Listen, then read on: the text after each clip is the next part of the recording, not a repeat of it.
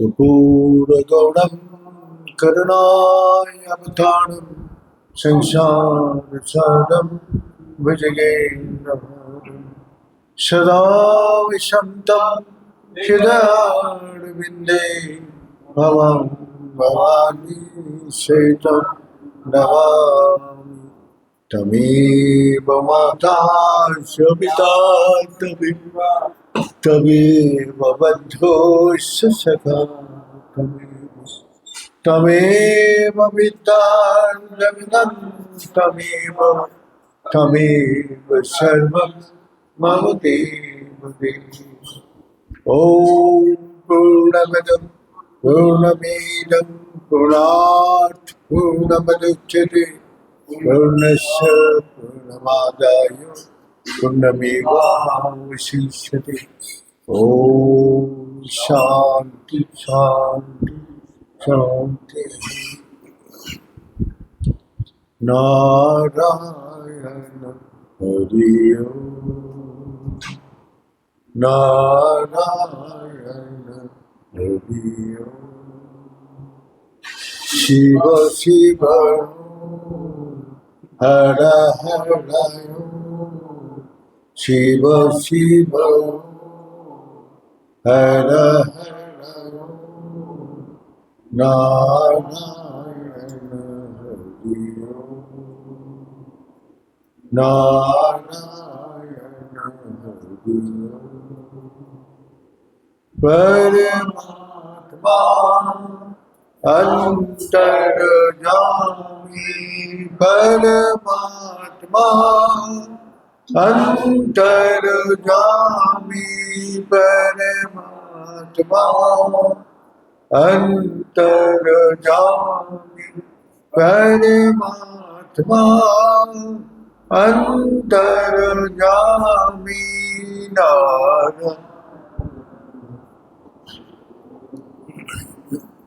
नारायण शिव शिव हर हर शिव शिव हर हर नारायण हरि ओम् नारायण हरि ओम् नारायण हरि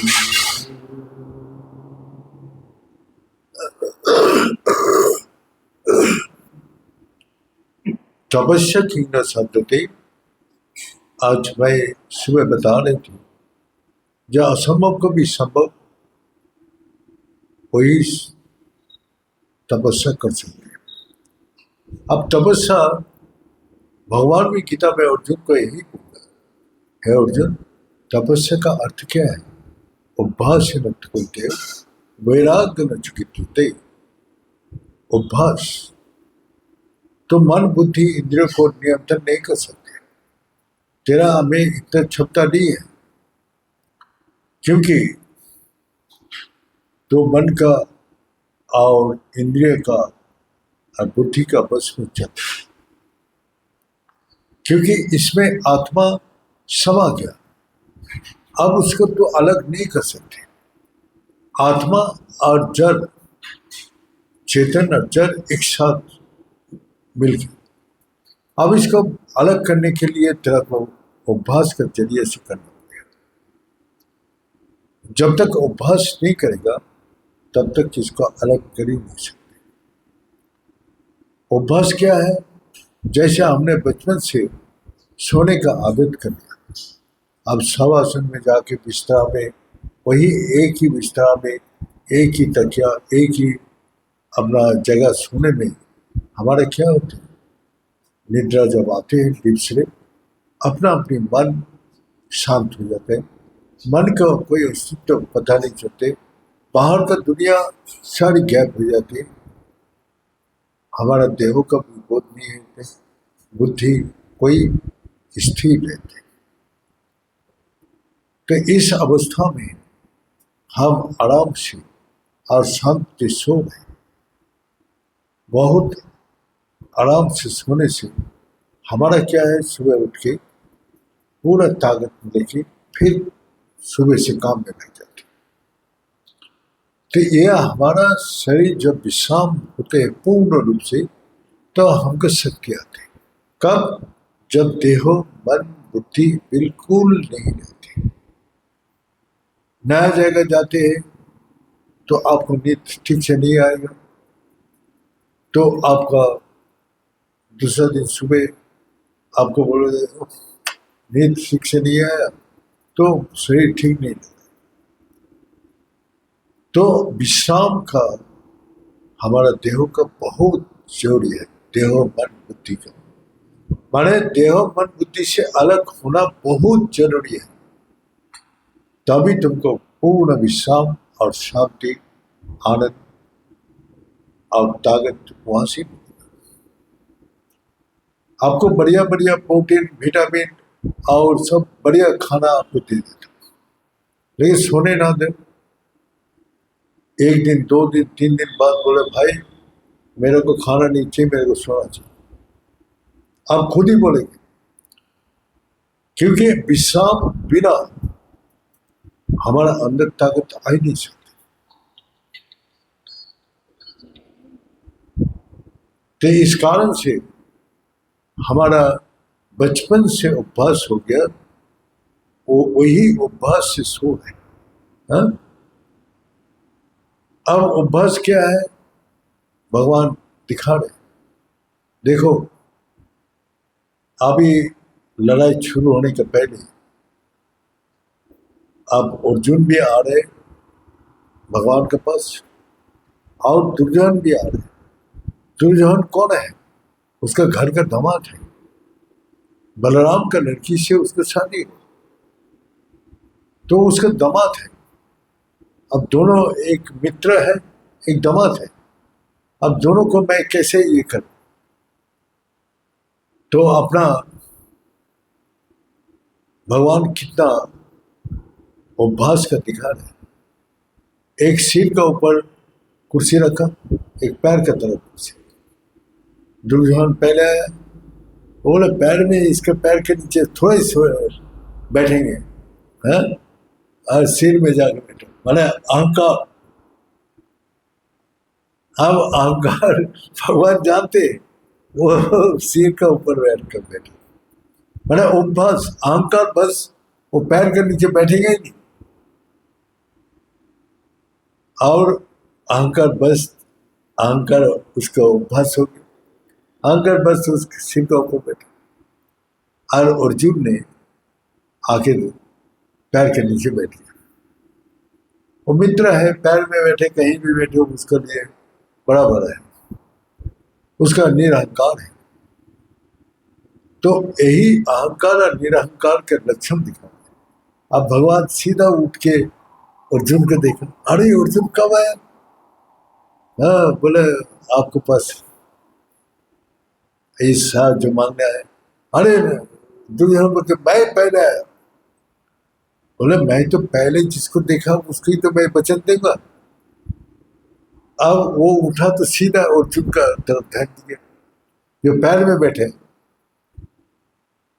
और बोले मैंने तो अर्जुन को पहले दिया, देखा, उसको वचन दिया, तो आप भी मांगो, क्या मांग रहे? मैं तो लड़ाई करूंगा नहीं, मैं अस्त्र शस्त्र कुछ भी नहीं रहूंगा। तुमको क्या चाहिए? मेरा को चाहिए ना, मेरा नारायण सेना सब दशरथी है, इतना लाखों सैनिक है। तो दुर्योधन अहंकार बस बोला, अरे इसके लिए क्या करें, ये अस्त्र भी नहीं पकड़ेगा, कुछ भी नहीं पकड़ेगा, तो फिर इसको पकड़ के क्या नारायण सेना लेके चला गया। बहुत संख्या में बहुत है और बड़ा वीर है। तो अहंकार में क्या होते हैं, वही बड़ा चीज को दिखाते हैं, बड़ा भाव को दिखाते हैं। अर्जुन बोलते केशव आप मेरे साथ रहने से मेरा तो सब कुछ है। अब उसको पता चल गया ये केशव जो है, जो बुद्धि देने वाला, हमारा बुद्धि क्या निरहंकार को ददामी बुद्धि क्यों का, उसको बुद्धि में मैं बुद्धि प्रदान कर देता, अहंकार का बुद्धि को छीन लेता। हाँ? जो अहंकार दिखाते हैं उसको बुद्धि छीन कर देता, और जो निरहंकार होते हैं उसको बुद्धि प्रदान करता। दगाओ में बुद्धि जोगा, उसको बुद्धि में बुद्धि प्रदान कर देता। भगवान बोलते हैं मैं अच्छा आदमी हूं, मैं झूठ नहीं बोलता हूं, मैं सबका भलाई करता हूं। ये भी अहंकार है। सब करने वाला धरने वाला तो भगवान है, तो मैं किया कैसे बोलूं जो मैं कर रहा हूं? हाँ? तो मैं तो नहीं बोल सकता। तो उम्भस बस क्या हो, वही दुर्योधन अपना भगवान को खो दिया, और ये दुनिया का ताकत लेके, और अर्जुन ने उसका निरहंकार का कारण भगवान को प्राप्त किया, और बस उसने विजय प्राप्त कर लिया।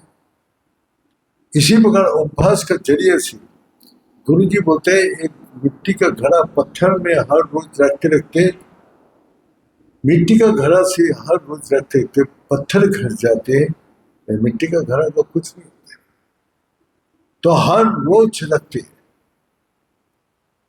तो देखो गांव में कोई जो पत्थर है उसके ऊपर मिट्टी का घड़ा रखते रखते घस जाते।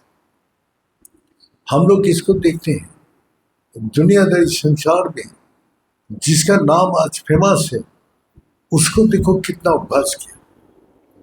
अब संगीत में लता मंगेशकर, सारा दुनिया में उसका नाम फैल गया, लेकिन उसको अभ्यास तो कोई नहीं देखा। पीछे कितना उसने साधना का प्रैक्टिस किया, 10 घंटा 12 घंटा दिन रात उसी में डूबा हुआ है। उसके अलावा और कुछ जानते ही नहीं, इस संसार को भूल गया, और बस उसी प्रैक्टिस में लगा था। जब आया तो उसका भजन संगीत सुन के सब सारा दुनिया मोहित है।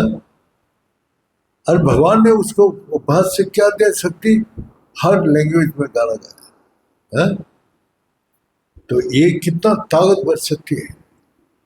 जो भी इस संसार में नाम फेमस है उसको, तो एक गरीब घर का फुटबॉल प्ले गांव में बड़ा हुआ, और उसने कपड़ा को लिपट के बांध के फुटबॉल खेलता था, और वो सम्राट बन गया।